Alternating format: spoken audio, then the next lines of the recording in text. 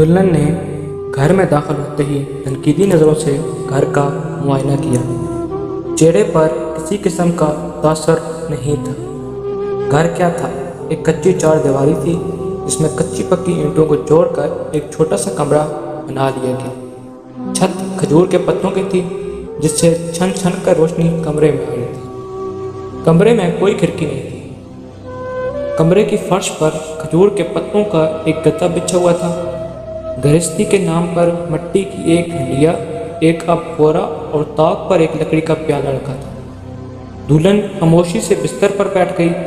थोड़ी देर में दूल्हा मियाँ खुश्क रोटी के कुछ टुकड़े और सालन लाया और बीवी से कहा, आइए पहले खाना खा लें, फिर बातें होंगी। औरत पहली बार मुस्कुराई और दस्तरखान पर बैठ गई। दोनों इस तरह खाने लगे जैसे अनवाउ इकसाम के खाने सामने परोसे गए हों। खाने के बाद दोनों ने अल्लाह का शुक्र अदा किया जिसने इन्हें भूखा नहीं रखा। दुल्हन कमरे से बाहर निकली और टहलने लगी। ताक पर रखे हुए प्याले को हाथ में लेकर गौर से देखा।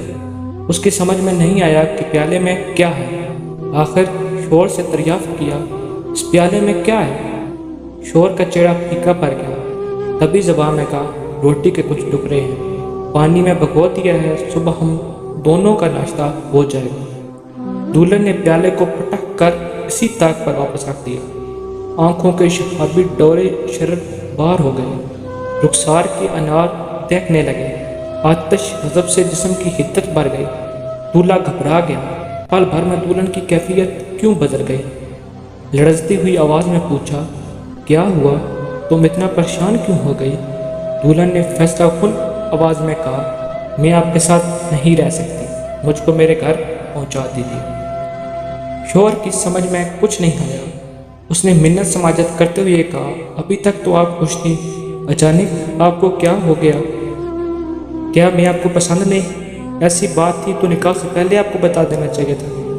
दुल्हन ने नरमी से कहा, ऐसी कोई बात नहीं, आप तो मुझे दिलो जान से पसंद है, फिर मेरी गुर्बत से आप घबरा गई। मैंने तो पहले ही आपके वाले से कह दिया था कि मालूम मनाल के नाम पर मेरे घर में अल्लाह के नाम के अलावा कुछ नहीं है। फिर भी मैं मेहनत करूँगा और आपके नानो नुफ़्का का इंतज़ाम करूँगा इंशाअल्लाह। उसने जवाब दिया, आप पता नहीं क्या कहे जा रहे हैं। दरअसल आपको अल्लाह पर भरोसा और तवक्कल नहीं है, और जिस शख्स का तवक्कल अल्लाह पर ना हो उसके साथ मैं कैसे रह सकती?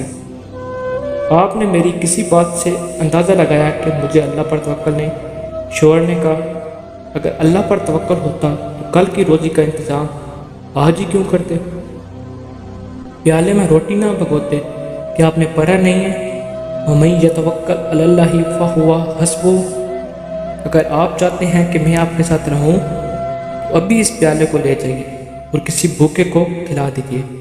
अल्लाह ने आज रोज़ी दी है तो भरोसा रखिए अल्लाह कल भी देगा। शोहर ने प्याले को हाथ में लिया और हज़ारों के तार रोने लगा। और हम आओ आज अपने गिरबान में झांक कर देखें, क्या हमारा तकवा तवक्कल स्टेज पर है?